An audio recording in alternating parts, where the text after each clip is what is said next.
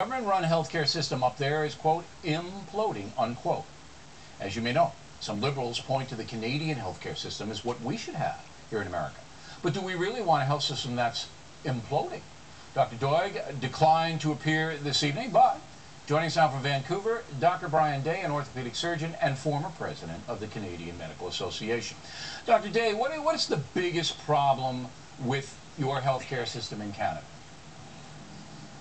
Well, the biggest problem is access, and by access I mean we have in the Canadian system. The first line of defense for a sick patient is a family doctor, and out of a population of 33 million, 5 million Canadians do not have a family doctor. All right, so you don't have enough doctors, and is it because the doctors don't get paid as well as they get paid in the United States?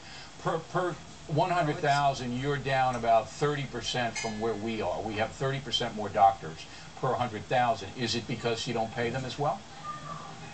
No. We rank 26 out of 28 in the developed countries in the number of doctors per population. It's it's part of the mechanism of rationing that has to happen when you promise to deliver everything and don't have enough resources. Okay, so you have enough doctors, but you have too many cases and too much illness to treat, and so people get on a line and they have to wait. Is that a major problem, rationing in Canada? Are people suffering because they can't get in to see a doctor? Oh yes, we have over 1 million people waiting for surgery, and probably another million waiting to see the specialist before they get to wait for the surgery, and that's out of a population of 34 million. No, we have 300. So we have 300 plus. I mean, well, that's very disturbing because our government tells us that would not happen here.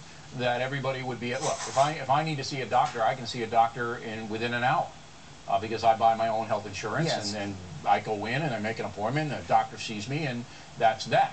But projecting out, doctor, you're in Vancouver, if we do pass the Obamacare bill and the government then has a big say in how much doctors are paid, what procedures they can charge, do you foresee rationing of care here?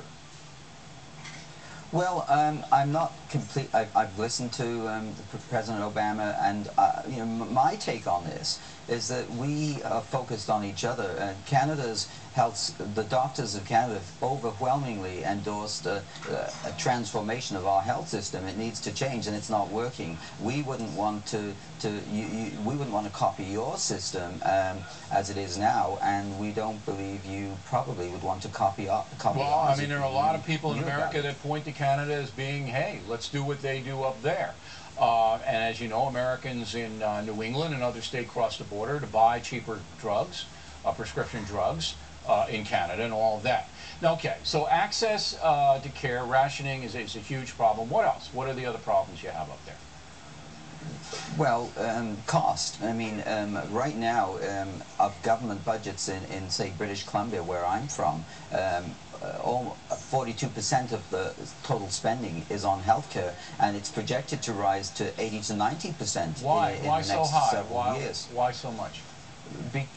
Because it's very expensive when it's a very expensive item in our budget, and we promise everything. In fact, the other misapprehension about the Canadian health system is that we have a single payer system. We have 70% of Canadians have to carry private insurance so that they can get their drugs covered, which aren't part of the government system, or get if you have a heart attack and need to get to the hospital, that's considered not medically necessary under our health system.